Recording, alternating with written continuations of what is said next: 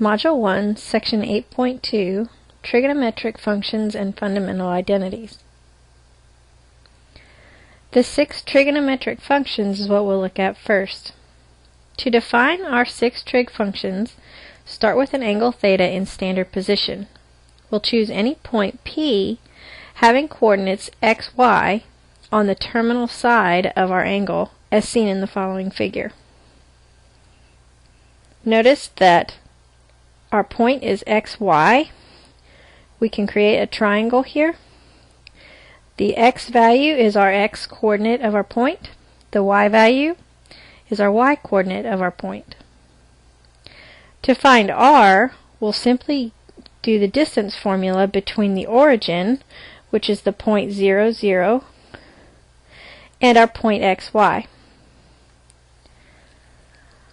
Using the distance formula, we see that we work out r to be the square root of x squared plus y squared.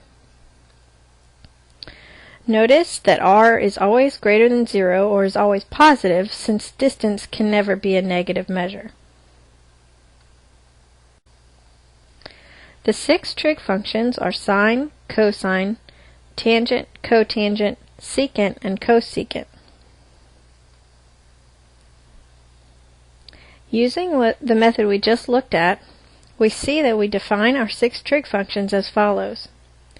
The sine of our angle is y over r, cosine of our angle is x over r, and tangent of our angle is y over x, assuming x cannot be 0.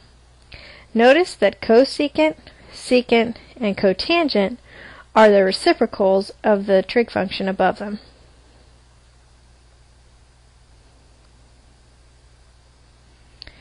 The 6 trig functions can be found from any point on the line. We see a proof of this using similar triangles. The large triangle is the one we looked at to begin with. We have embedded in it a smaller triangle, and we use the point x prime, y prime, which is also on the terminal side of our angle. Notice the relationship of y to r in our large triangle is equivalent, due to similar triangles, to the relationship of y prime to r prime in our smaller triangle. So sine of theta equal y over r is the same no matter which point is used to find it. Now let's do an example. The terminal side of an angle theta in standard position goes through the point -3, -4. We want to find the values of the 6 trigonometric functions of theta. In this figure, we see that our point -3, -4 is plotted for us, and we can draw a right triangle with the x-axis. We see that our x value is -3, the y value is -4, and to find r, which is already given for us, we use the distance formula, or the value we found before, square root of x squared plus y squared. So you have the square root of -3 squared plus -4 squared, which will give us the square root of 9 plus 16, which is the square root of 25, and since r is always going to be positive, we have an r value of 5. So let's define our trig functions. The sine of theta, recall, was y over r.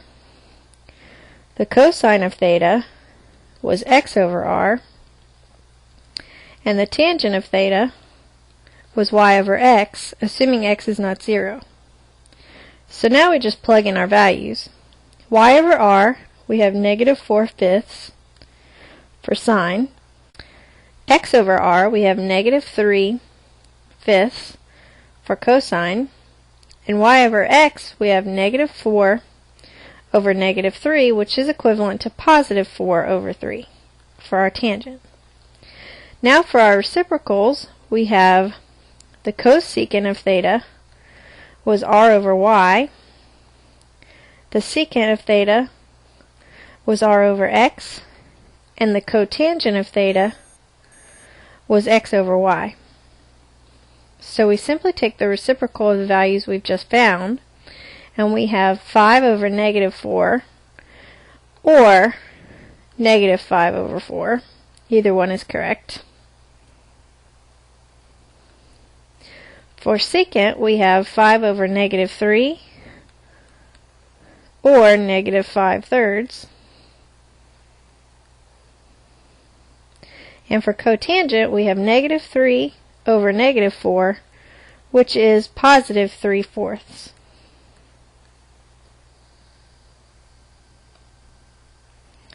We can also find the 6 trig function values of an angle if we know the equation of the line coinciding with the terminal ray, or the terminal side of our angle.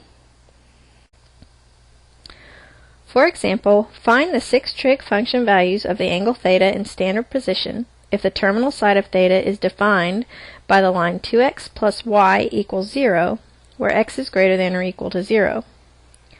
The first thing we need to do is to find a point on the line. So if we were to create an xy chart and choose a value for x, let's say 1, we would have 2 times 1 plus y equals 0. So solving for y, we'll get a value of y of negative 2. Now we can find our r value, which is the square root of x squared plus y squared. So we have the square root of 1 squared plus negative 2 squared, or the square root of 1 plus 4, which is the square root of 5. So now we have a value of x, y, and a value for r. We can define our trig functions the same way we did before.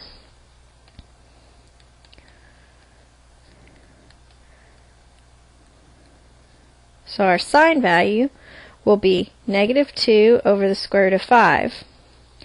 Now, on your homework, you'll be asked to rationalize denominators that have radicals in the denominator. So we want to multiply by the square root of 5 over square root of 5. We end up with negative 2 square root of 5 over positive 5. Cosine of theta will be 1 over square root of 5. We do the same thing. We get the square root of 5 over positive 5.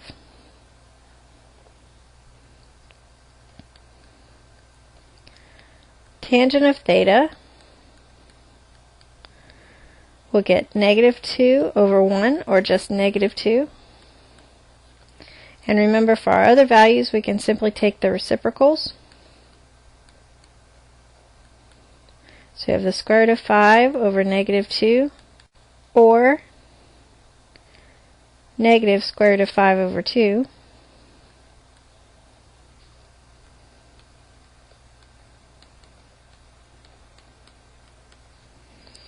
For secant, we have the square root of 5 over 1, or just square root of 5.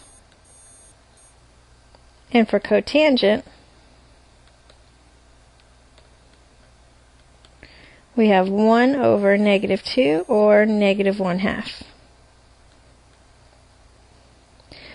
Recall that by being told that x is greater than or equal to 0, we had to choose a value for our initial point to be some value greater than 0. It could have been any value. Your trig functions would have simplified down to these function values. Another thing to notice, if we were to solve our original equation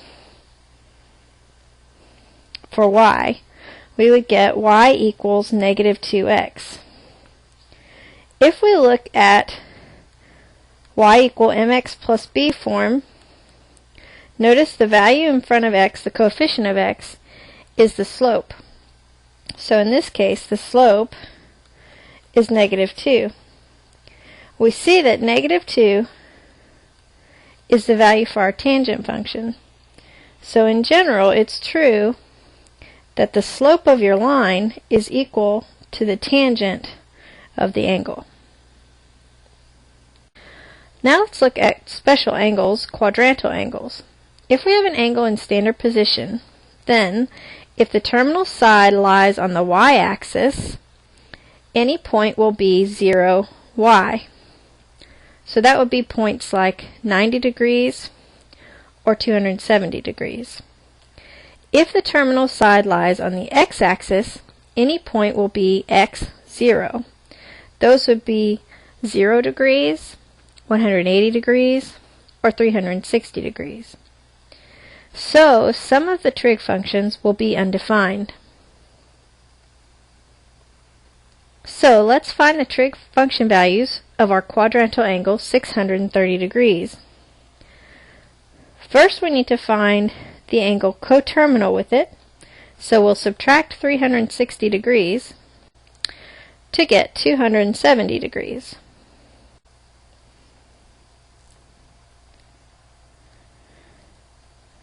From our picture, we see that 270 degrees will be right here, and it lies on our y-axis. So if we choose a point on the line, let's say 0, -1, we can find our r value. So here's x and y. R will be the square root of x squared plus y squared. So we have the square root of 0 squared plus -1 squared, which is simply the square root of 1, or r will be a value of 1. So let's find our 6 trig function values. The sine will be -1 over 1, or just -1. Cosine will be 0 over 1, which is 0.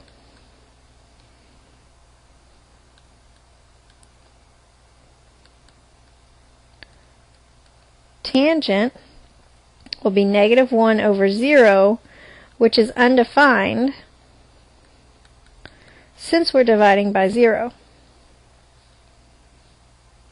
Now let's do our reciprocals. The cosecant will be 1 over -1, or -1. The secant will be r over x, so we have 1 over 0, which is also undefined.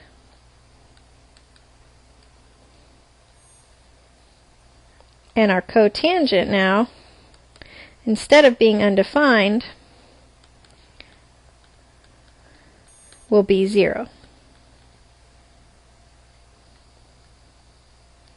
The following table lists the resulting trig function values for all of the quadrantal angles. You can see which ones end up being 0 and undefined.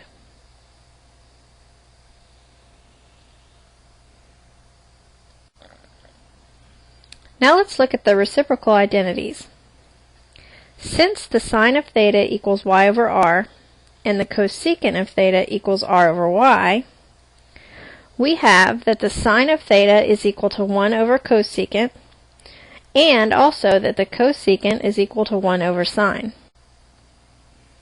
Similarly, we have the following reciprocal identities for any angle theta that does not lead to a 0 denominator, which would be undefined. Notice the relationship.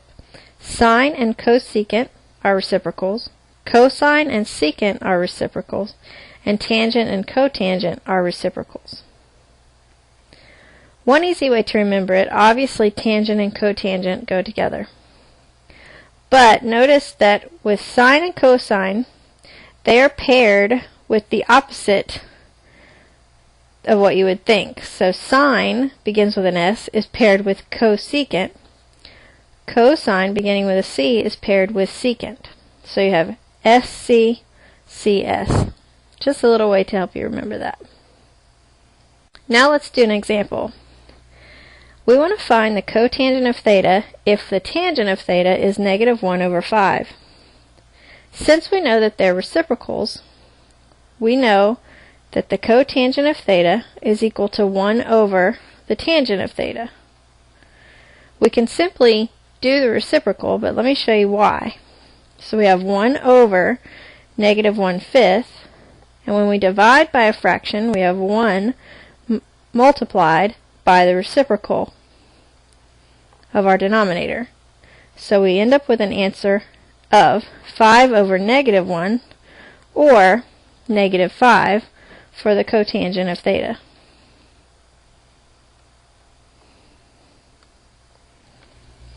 Now let's find the cosine of theta if the secant is square root of 15 over 3. Remember, cosine and secant are reciprocals, so we can simply flip or take the reciprocal of the secant. But we need to rationalize our denominator, so we'll multiply by the square root of 15 over the square root of 15 to give us a value of cosine of 3 square root of 15 over 15. Now this can be simplified because 3 goes into 15 5 times, so we have the square root of 15 over 5. It will become important to understand the signs of our function values in the different quadrants. In the definitions of the trig functions, the distance r is never negative, so r is always greater than 0 or always positive. When we choose a point xy that's in quadrant 1, then both x and y will be positive, as well as r, so the values of our 6 trig functions will always be positive in quadrant 1. A point xy in quadrant 2 will have an x value that's negative and a y value that's positive. This makes sine and cosecant positive for quadrant 2 angles, while the other 4 functions take on negative values. Similar results can be obtained for the other quadrants. Another way to help you remember this, if you were to draw the coordinate plane, we have quadrant 1, 2, 3, and 4. Starting in quadrant 4, we can spell out the word cast.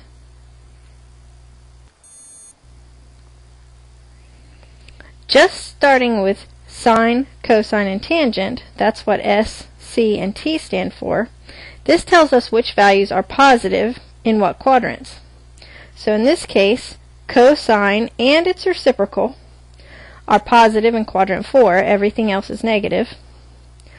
All trig functions are positive in quadrant 1. Sine and its reciprocal are positive in quadrant 2.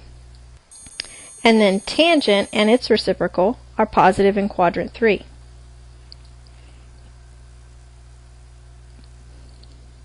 Here's a breakdown of the signs of all of our function values in each quadrant. Let's identify the quadrant or quadrants of any angle that satisfies the following. First, the cosine of theta is greater than 0, and the tangent of theta is also greater than 0. We know that cosine is positive in quadrants 1 and 4. Tangent is positive in quadrants 1 and 3. So the only overlap here is quadrant 1.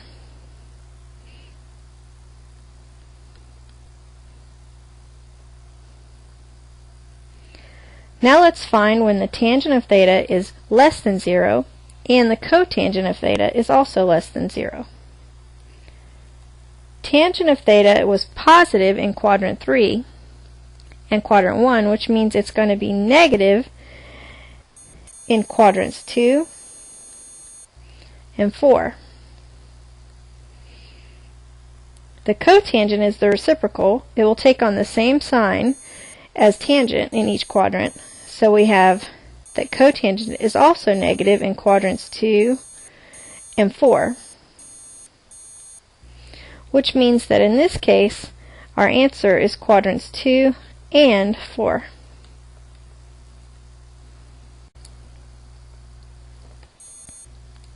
Now let's look at the ranges of our function values. The figures show angle theta as it increases from 0 degrees to 90 degrees.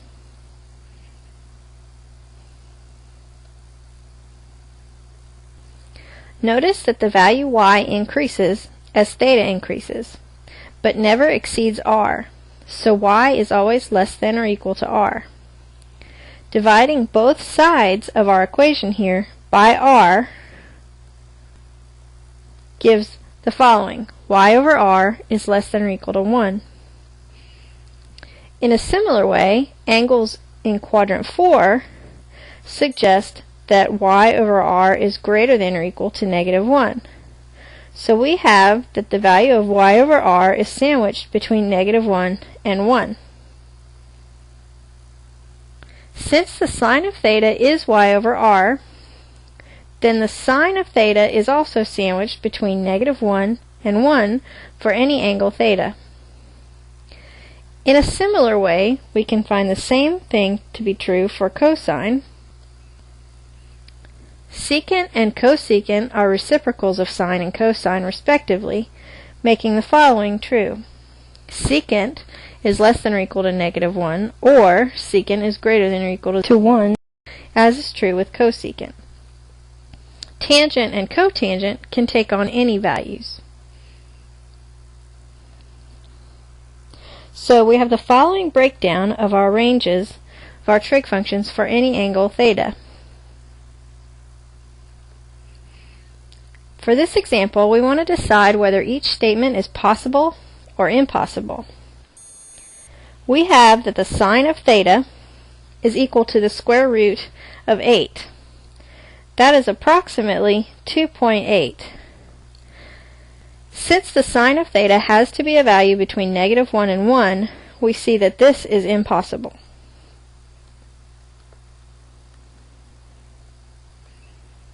The tangent of theta is equal to 110.47. Since tangent and cotangent can be equal to any real number, we see that this is possible. And lastly, we have the secant of theta is equal to 0.6.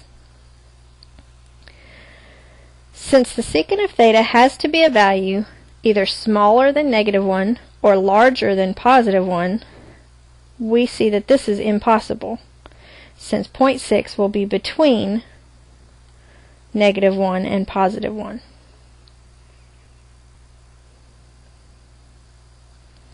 Now let's look at the Pythagorean identities. We have x squared plus y squared equaling r squared using the Pythagorean theorem. If we were to divide everything by r squared, we can derive a new identity. We have, in this first place, x over r, quantity squared, plus y over r, quantity squared, being equal to 1.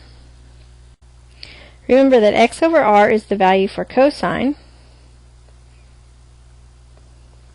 and y over r is the value for sine.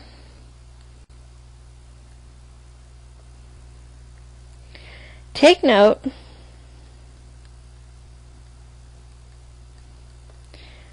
that cosine of theta squared is the same as the cosine squared of theta.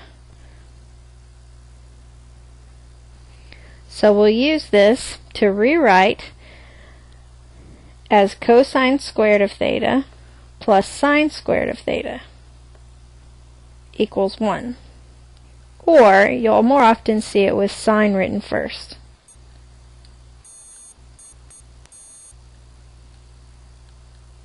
This is one of our fundamental Pythagorean identities. We can also rewrite as, to solve for cosine squared, let's say, we'll have cosine squared equals 1 minus sine squared. You could do the same thing to solve for sine squared. This is one of our Pythagorean identities. You can also find the other two by simply dividing by a different quantity. We divided here by r squared. Instead, we could have divided by x squared to get another identity, or divided by y squared to get a different identity, and we'll see those next.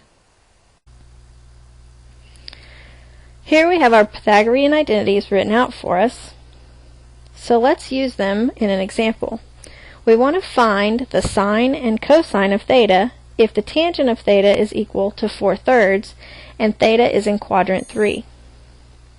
Remember, since theta is in quadrant 3, we know that the sine of theta is going to be negative and the cosine of theta is also going to be negative. Tangent and cotangent are the only values that are positive in quadrant 3. So let's use one of our identities. 1 plus tan squared of theta equals secant squared of theta. So we have 1 plus 4/3 squared equals secant squared. Now we need to take the square root of both sides to get rid of the squared on secant. We end up with a value secant of theta being equal to plus or minus 5/3. Now since we're in quadrant 3, we know that the secant will be negative. Also, remember that secant and cosine are reciprocals. So the cosine of theta is simply equal to 1 over secant of theta, or negative 3/5. Now that we know the cosine, let's use our first Pythagorean identity to find the sine. And we found the value of cosine to be negative 3/5. So we have sine squared plus negative 3/5 squared equals 1. We'll do the same as we did before, take the square root of both sides.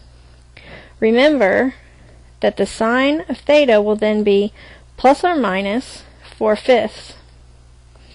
But since we're in quadrant 3, we know that the sine was negative. So the sine of theta is negative 4/5. And the cosine of theta was negative 3/5. Lastly, we want to look at our quotient identities. Remember that the sine of theta originally is defined as y over r, and the cosine of theta is defined as x over r. If we set those in a ratio, sine of theta divided by cosine of theta, we have y divided by r divided by x divided by r. When we're dividing two fractions, we take the first and multiply by the reciprocal of the denominator. The r's will cancel and we get y over x, which is the relationship for tangent. So we see that sine over cosine is equal to tangent of theta. This is one of our quotient identities. The same could be done in order to find cotangent by simply doing cosine over sine. And we have the following quotient identities.